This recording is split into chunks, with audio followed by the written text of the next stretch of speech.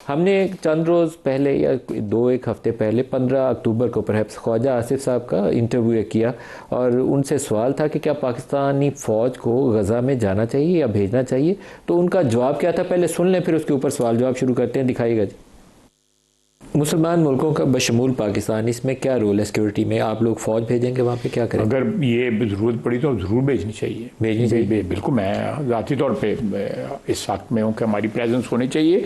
देखें, peace keeping के लिए पाकिस्तान जो है दुनिया की तारीख में पीस कीपर्स की हैसियत से नंबर 1 है। पाकिस्तान ज़रूर फ़ौज भिजवाएगा वहाँ पे। तो ये है, इसके ऊपर काम हो रहा है इसकी? बिल्कुल।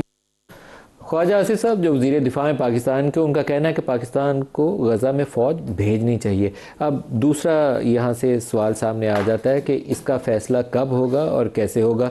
जो फील्ड मार्शल के रिसेंट विज़िट्स हैं इजिप्ट का, जॉर्डन का और इवन अब जो सऊदी अरब हो गए हैं, तो बाज़ उनकी तस्वीर को भी इस तरीके से डिस्क्राइब किया गया और सोशल मीडिया के ऊपर ये राय दी गई कि पाकिस्तान शायद होमवर्क कर रहा है कि हमें अगर फ़ौज भेजनी है तो जायज़ा ले रहा है कि कैसे, कब, कहाँ फ़ैसला लेना चाहिए, कितनी फ़ौज भेजनी चाहिए, रूल्स ऑफ इंगेजमेंट क्या होने चाहिए। और जो दीगर ममालिक जिनका इस सिलसिले में नाम आ रहा है उसमें इंडोनेशिया का आ रहा है, आज़रबाईजान का आ रहा है, टर्की का है। और टर्की के हवाले से जो इसराइली हुकूमत है उसके वज़ीर आज़म ने भी और उनके वज़रा ने भी टर्की की फ़ौज की डिप्लॉयमेंट की मुखालफत की है। तो पाकिस्तान का क्या फ़ैसला है, उसके ऊपर राय देने के लिए और उसका जवाब देने के लिए हमारे साथ मेहमान शख्सियत है बैरिस्टर दानियाल साहब, पार्लिमानी सेक्रेटरी इत्तलात व नशरियात हैं, को खुश आमदीद कहते हैं। दानियाल साहब, क्या पाकिस्तान को गज़ा में फ़ौज भेजनी चाहिए? Thank you ji for having me on the show. देखें, इससे पहले मैं आपको एक चीज़ को क्योंकि सोशल मीडिया में बड़ी एक कैंपेन चल रही है और एक बड़ी ट्वीट्स और चीज़ें कि पाकिस्तानी फ़ौज जो है वो कॉन्ट्रैक्ट साइन कर चुकी है और यह हम अग्री कर चुके हैं। देखिए, फ़र्स्ट अगर मैं उस चीज़ का जवाब दूं तो as of right now there is no contract और nothing that has been signed. लेकिन जहाँ तक बात है गज़ा के बच्चों के तहफ़्फ़ुज़ की और गज़ा के और इज़राइल के बच्चों की, देखें जो फोर्स उधर होगी वो नौकरी ना करे, हम इस चीज़ में बिलीव करते हैं, वो इस चीज़ में बिलीव करे कि उन बच्चों की और उन लोगों की जान और माल की जो प्रोटेक्शन है वो हम पे फ़र्ज़ है और उसके लिए फिर बेशक उनको अपनी जान भी कुर्बान करनी पड़े, वो इस जज्बे के साथ वहाँ जाए। देखिए, पाकिस्तान फ़ौज जो है और पाकिस्तान, आप इस बात के हक़ में हैं कि पाकिस्तानी फ़ौज गज़ा में जानी चाहिए? देखिए, मैं अगर हमें चूज़ किया जाए और पाकिस्तान फाइनल उस कंट्रीज़ में हो जो अपनी फोर्सेस वहाँ भेजें, तो I think it will be a matter of honour not only for the arm forces but the entire Muslim उम्मा एंड ऑल पाकिस्तानीज़, क्योंकि हम इस पोजीशन में होंगे कि हम एज पीस कीपर्स अपने किसी मुसलमान ब्रादर मुल्क जिसके लिए बार बार हम आवाज़ उठा रहे हैं, हम उन लोगों को प्रोटेक्ट कर रहे हैं। क्या सऊदी अरब हमारे इस प्रोसेस की, ये जो मिलिट्री डिप्लॉयमेंट है, उसको बैक करेगा, सपोर्ट करेगा? देखें, हम सऊदी अरब का, देखिए इसमें आपने जिस तरह शुरू में कहा कि यहाँ तुर्क का भी ना, टर्किश फोर्स का भी चल रहा है और फोर्सेस का भी, आज़रबाईजान का भी, बिल्कुल। तो देखें, जब ऑटोमन एम्पायर था ना, तो ये तमाम ऑटोमन एम्पायर का एक यहाँ रोल रहा है, उनके अंडर रह चुके हैं पाकिस्तान का। और फिर उनको एक लगता है कि शायद ये फोर्सेस अगर तुर्क्स की हों तो एक बायस्ड फोर्सेस हों। पाकिस्तान का जो रोल है वो सऊदी या मिडल ईस्ट में इसलिए प्रेफर किया जाएगा, जहाँ तक मेरी ये नॉलेज है और मैंने जितना अभी तक हमें अपडेट्स मिल रही हैं, क्योंकि हम एक न्यूट्रलिटी की फोर्स हैं, हम न्यूट्रलिटी की बात करेंगे और हम जो है कोई, we are not being chosen, मतलब कि you know we have no past history with them, ठीक है, विद सऊदीज़ या कोई बैड हिस्ट्री या जिस तुर्क्स इस रीजन में गवर्न कर चुके हैं, तो हमारा एक बड़ा एक न्यूट्रल का रोल होगा, पीस कीपर का होगा। के साथ हमारी एक रिलेशनशिप है जी, हमारी फ़ौज पहले भी वहाँ मौजूद होती है। अब हमने उनसे एक डिफेंस एग्रीमेंट साइन कर लिया, तो आपकी बाकायदा एक फॉर्मलाइज कर दिया। बिल्कुल बिल्कुल नहीं, मैं कह रहा हूँ कि हमारा गज़ा और उधर हमारा कोई उस तरह बायस्ड ओपिनियन नहीं होगा। हम अपने मुसलमानों के लिए मुसलमानों को प्रोटेक्ट करने के लिए जा रहे हैं, हम अपने बच्चों को प्रोटेक्ट करने जा रहे हैं और इस जज्बे के साथ जा रहे हैं। तो वो जो है सऊदी और कंट्रीज़ जो हैं उनकी तरफ हमारा कोई डायरेक्ट या इनडायरेक्ट जो है ना, जो जिस तरह कह सकते हैं कि मतलब I think they will favour it, and हमारा जो कॉन्ट्रैक्ट है सऊदी के साथ, तो उससे ऑटोमेटिकली वो भी ज़्यादा कंफर्टेबल होंगे। मेरा ख्याल है सऊदीज इनपुट आप लेंगे, सऊदी बिल्कुल, और आई थिंक वो they will be much more comfortable with, आपका ख्याल है सऊदी अरब इस पे खुश होगा? बिल्कुल। सर, जो फील्ड मार्शल साहब का रिसेंट विजिट था इजिप्ट और जॉर्डन का, तो उसके मतलब भी ये कहा जा रहा है कि एक वो ब्रेन स्टॉर्मिंग किस्म का इंटरेक्शन है इसी हवाले से कि इन फ्यूचर क्या डिसीजन लेना है और कैसे लेना है। क्या इसके ऊपर कुछ राय ली गई है उनसे? देखें, जितने भी फील्ड मार्शल साहब के और फौज के डिसीजन हैं वो हमेशा गवर्नमेंट के और प्राइम मिनिस्टर के डायरेक्शंस के ऊपर लिए गए हैं। वो अगर आपने उनकी शुरू की स्टेटमेंट्स भी सुनी हो कि जब इंडिया ने पहली दफ़ा पाकिस्तान के ऊपर हमला किया और वो सारा चीज़ें स्ट्रेटजी बनी, आपने कहा कि प्राइम मिनिस्टर की हिदायत के ऊपर डिसीजन लिए, कौन से डिसीजन? मैं जिस तरह हमने इंडिया को वापस रिस्पॉन्ड, मैं इस वक्त ठीक है ना डिप्लॉयमेंट गजा के अंदर, देखिए गजा की डिप्लॉयमेंट के ऊपर अभी तक फैसला नहीं हुआ ना। मैंने कहा कि अभी टॉक्स जारी हैं और अभी तक किसके साथ टॉक्स जारी हैं? उन ममालिक के साथ, जैसा सऊदी हो गया, जो उस कमेटी में है कि कौन सा मुल्क यहाँ बैठेगा। जो 8 ममालिक इब्तदाई तौर पर ट्रंप के साथ मीटिंग में थे, आप उनसे कंसल्ट कर रहे हैं? उनके साथ कंसल्ट करके कंसेंसस एक डिसीजन कंसेंसस के साथ फैसला। बिल्कुल, लेकिन ये जो है प्राइम मिनिस्टर की डायरेक्शंस के ऊपर और उनकी हदायत के ऊपर ये आगे जो हैं ये चीज़ें चल रही हैं और फैसला हुकूमत लेगी, फैसला हुकूमत लेगी। अच्छा, ये इंपॉर्टेंट है जी, अल्टीमेट डिसीजन इस हवाले से हुकूमत लेगी। मेजर मीसम रजा साहब हमारे साथ हैं। मेजर साहब, आपका बहुत शुक्रिया। सर, क्या हमें फ़ौज भेजनी चाहिए गजा में या नहीं भेजनी चाहिए? अस्सलाम वालेकुम। बहुत शुक्रिया मलिक साहब। वालेकुम, बहुत शुक्रिया मलिक साहब।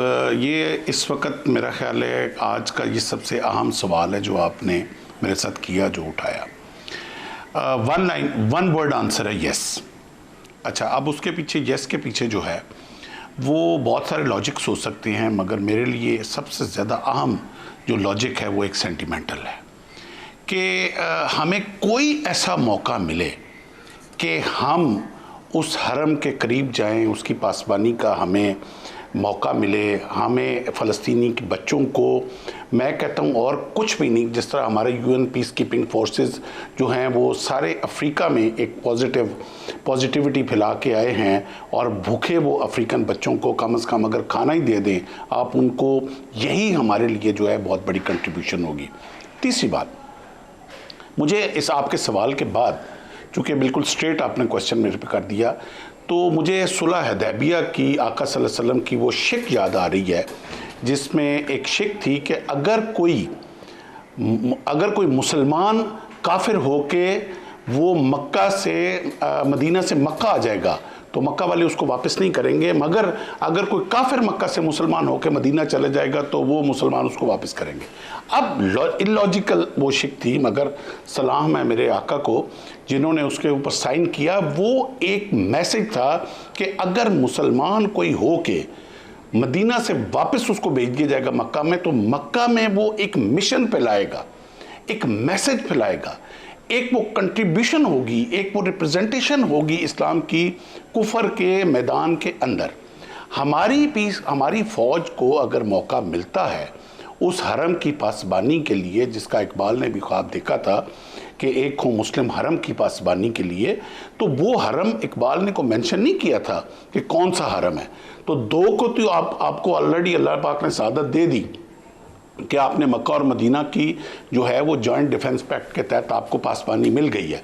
तो ये मेरा ख्याल है कुदरत एक तीसरा मौका दे रही है आपको कि आप उस हरम की पासबानी के लिए भी जाएं और वहाँ अपना एक पॉजिटिव रोल। अच्छा, मुझे एक ब्रेक करीब आ गई है, मुझे सब ब्रेक ले लेने दे। तो गजा के साथ क्या बैतुल मक़दस का इलाका, इंटरनेशनल ये जो पीस कीपिंग फोर्स होगी, सिक्योरिटी फोर्स होगी, क्या बैतुल मक़दस की सिक्योरिटी इन मुसलमान ममालिक के हाथ में होगी या इसराइली अपना कब्ज़ा छोड़ने पे तैयार हो गए या नहीं तैयार हो गए? इसका सवाल मैं ब्रेक ले लूँ, ब्रेक से वापसी पे दोबारा आपसे पूछूंगा। ब्रेक ले लें जी, हमारे साथ रहिएगा।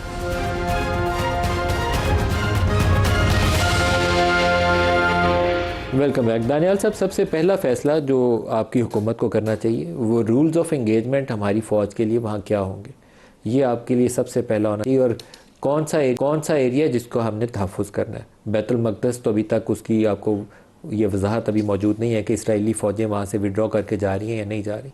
हमने फ़लस्तीनी सरहदों का तहफ़्फ़ुज़ करना है, बैतुल मक़दस की हिफाजत करनी है या इसराइल से जाकर लड़ाई लड़नी है? आपको कुछ चीज़ों के ऊपर तो पार्लियामेंट के फ्लोर के ऊपर जाकर पॉलिसी स्टेटमेंट देनी चाहिए।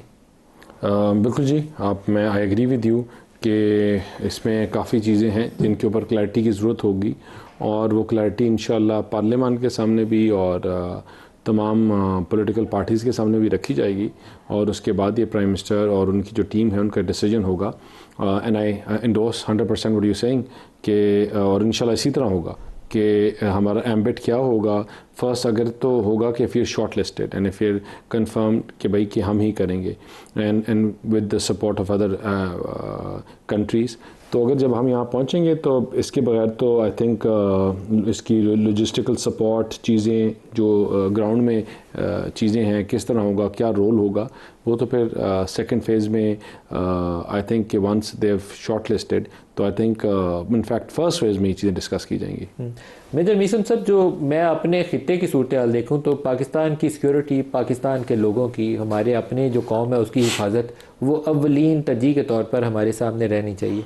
तो मैं सबसे पहले तो ये चाहूँगा कि पाकिस्तान को इंटरनेशनल कम्युनिटी, अमेरिका, वाशिंगटन, जो इस सारे पीस प्रोसेस के अंदर ट्रंप साहब कहते हैं मुझे नोबेल पीस प्राइज़ मिलना चाहिए, वो 20-22 नुकात भी उन्हीं के बनाए हुए हैं। सबसे पहले वो पाकिस्तान को गारंटीज़ दें, फुल प्रूफ गारंटीज़ होनी चाहिए कि हमारी ईस्टर्न साइड से ऊपर इंडिया हमला नहीं कर देगा, वेस्टर्न साइड से जो तालिबान ने इंस्टेबिलिटी और तबाही फेरी हुई है, रोज़ पाकिस्तानी इलाकों में दहशतगर्दी करते हैं, उसका सिलसिला रोका जाएगा। तो फिर आप जाएं इंटरनेशनल पीस कीपिंग के लिए, आपकी फ़ौज जाए, सारे काम करें। देखिए मलिक साहब, बाय बुक तो ये बातें बहुत अच्छी लगती हैं कि अमेरिका ये गारंटी दे कि हमारे वेस्ट से कोई अटैक नहीं करेगा, या कोई और यूनाइटेड नेशन ये गारंटी दे कि हमें ईस्ट से इंडिया अटैक नहीं करेगा। सच जो ग्राउंड रियलिटी है ना, वो ये है कि किसने अटैक नहीं करना, ये मैसेज हमने खुद देना है उस मुल्क को कि तुमने अटैक नहीं करना। और वो मैसेज जो है कभी भी सॉफ्ट लैंग्वेज में नहीं दिया जाता। आपने मई में देखा कौन सा मुल्क था जिसने इंडिया को कहा था कि तुम अटैक करो, ये सारी उसकी अपनी प्लानिंग थी। फॉल्स फ्लैग ऑपरेशन किया पहलगाम में, और उन्होंने उस वक्त समझा कि पाकिस्तान इस वक्त अपने इंटरनल इश्यूज़ में इंगेज है, इकनॉमिकली वीक है, और उन्होंने अटैक ठोक दिया। तो जो मैसेज दिया कि अब अटैक नहीं करना, वो किसी बाहर से तो किसी ने नहीं दिया, किसी यूएन ने तो दिया। पाकिस्तान ने खुद उन लोहे के हाथों के साथ मैसेज दिया कि अब तू जुर्रत कर अटैक करने की। ये लैंग्वेज है पाकिस्तान को जो समझाने की ज़रूरत है, और अब इसी लैंग्वेज में हमने अफ़गानिस्तान को भी जवाब दिया है। पाकिस्तान को इस वक्त मेरे हिसाब से कोई एक्सटर्नल थ्रेट नहीं है, और हम ये क्यों भीख मांगे किसी से, अमेरिका से या यूएन से कि इंडिया को कहें कि, बल्कि इंडिया अब कह रहा है कि पाकिस्तान हमें गारंटी दे कि हम पे अटैक नहीं करें। ये तो वो पनाह मांग रहे हैं कि अब कहीं पाकिस्तान अटैक ना कर दे। हाँ, जहाँ तक मलिक साहब रह गया पाकिस्तान का रोल एक जो है मेजर साहब, लेकिन जब मई के अंदर पाकिस्तान इंडिया की जंग हो रही थी, अल्लाह ताला ने पाकिस्तान की बहुत उसमें इज़्ज़त में इजाफा किया और हमें बेमिसाल कामयाबी दी। अमरीकी सदर रोज़ कहता है कि पाकिस्तान ने 7 जहाज़ इंडिया के मार गिराए, लेकिन इसराइल इंडिया की मदद के लिए आके आपके कश्मीर मकबूजा वादी के अंदर भी बैठा हुआ था, और जगहों पे भी उनके वो ड्रोन इंडियन आर्मी ऑपरेट कर रही थी, इसराइली एडवाइज़र्स आके वहाँ बैठे हुए थे। तो आप किसी रीजन में जाके इंगेजमेंट कर रहे हैं तो आपके सामने सारे फैक्टर्स तो रहने चाहिए। बिल्कुल रहने चाहिए। इसराइल को हम कभी भी अलहदा इंडिया से, अलहदा किसी एनक से साथ नहीं देखते मलिक साहब।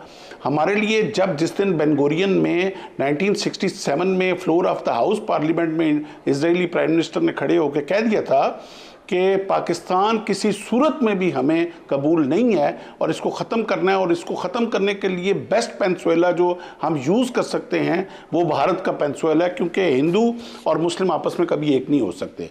जिस दिन ये स्टेटमेंट बेन गुरियन ने, इजरायली प्राइम मिनिस्टर ने दे दी थी, मेरा ख्याल है पाकिस्तान की फॉरेन पॉलिसी रिगार्डिंग इसराइल इससे ज़्यादा क्लियर हम भी नहीं दे सकते थे जितनी उसने दे दी। दूसरा, मेरे कायद के जो फरमान है इसराइल के बारे में वो कोई ढकी छुपी बात नहीं है। तो इसराइल की इन्वॉल्वमेंट होना इंडिया के अंदर, तो अगर थी भी तो मेरा ख्याल है कि हमने फिर वो एक पिंथ दो काज, एक चपेट में हमने 2 मुंह लाल किए। तो ये मैसेज इसराइल के लिए भी था कि आइंदा अब इस रीजन में सोच के पाकिस्तान के साथ आना। अब रह गया मसला जो आपका कि इसको आप कनेक्ट कर रहे हैं कि क्या पाकिस्तान को इन हालात के होते हुए इंटरनेशनल एस्टेब्लिशमेंट में अपना रोल प्ले करना चाहिए पीस कीपिंग में कि नहीं, बिल्कुल करना चाहिए। आपको याद होगा 1948 में अभी पाकिस्तान को बने हुए एक पूरा साल भी नहीं हुआ था, तो जब UNTSO बना था, United Nation Truce Supervision Organization जो बनी थी फ़लस्तीन और इसराइल के बीच में, पाकिस्तान उसका भी हिस्सा बना था। और ये कोई नई बात नहीं है, पाकिस्तान की peace keeping forces United nation के अम्ब्रेला के अंडर जो है वो पूरे अफ्रीका में डिप्लॉयड रही हैं, अभी भी हैं। अब पाकिस्तान का जो यूनाइटेड पीस कीपिंग का जो हेड हैं वो हमारे एक 3 स्टार जनरल सेलेक्ट होकर जा रहे हैं। ये बहुत बड़े ऑनर की बात होती है to play our role in peace in establishment. ये आपको शो करता है कि you are a sovereign country और आप पीस लवर हैं। बेसिकली दुनिया ने अब 2 डिवीजन्स की तरफ जा रही है कि पीस लवर कौन है और जंग, अफरा तफरी और दहशतगर्दी लवर कौन है। अब जितनी भी इस वक्त भारत जो है प्रॉक्सी खेल रहा है पाकिस्तान के अंदर, अफगानिस्तान के थ्रू दहशतगर्दी की, BLA के थ्रू दहशतगर्दी की, मजीद ब्रेड के थ्रू दहशतगर्दी की, वो एस्टेब्लिश कर रहा है कि भारत जो है वो मुल्क है जो न सिर्फ दहशतगर्दी को पालता है, वो सपोर्ट करता है, वो एक्सपोर्ट करता है, वो प्रमोट करता है, वो पथारीगिरी करता है दहशतगर्दी की। और अब जिस तरह दुनिया अब मशरक़ वस्ता में भी अमन होने जा रहा है, फाइनली अब उसको दुनिया के ऊपर टैग होना पड़ेगा कि मैं वो मुल्क हूं जो दहशतगर्दी को सपोर्ट कर रहा हूं। और दुनिया ने आहिस्ता आहिस्ता, ये 5-7 साल की गेम मलिक साहब रह गई है। अब ये जितने भी दहशतगर्दी को सपोर्ट करने वाले मुल्क हैं, आप इंशाल्लाह आप देखेंगे ये नक्शे पे आपको नजर नहीं आएंगे। अफगानिस्तान को भी इस वक्त होश के नाखून लेने चाहिए कि जब इस वक्त चाइना इतनी बड़ी इन्वेस्टमेंट अफगानिस्तान में करने जा रहा है, उसके इंफ्रास्ट्रक्चर पे, उसके रेलवे ट्रैक पे, वन रोड लिंक पे, यूरोप के साथ उसको कनेक्ट करने जा रहा है, तो अब अगर वो इस प्रॉक्सी, भारत की प्रॉक्सी का दहशतगर्दी में हिस्सा बनेगा तो वो भी भारत के साथ उसी तरह टैग हो जाएगा जिस तरह और भी कुछ मुल्क भारत के साथ टैग हुए हैं।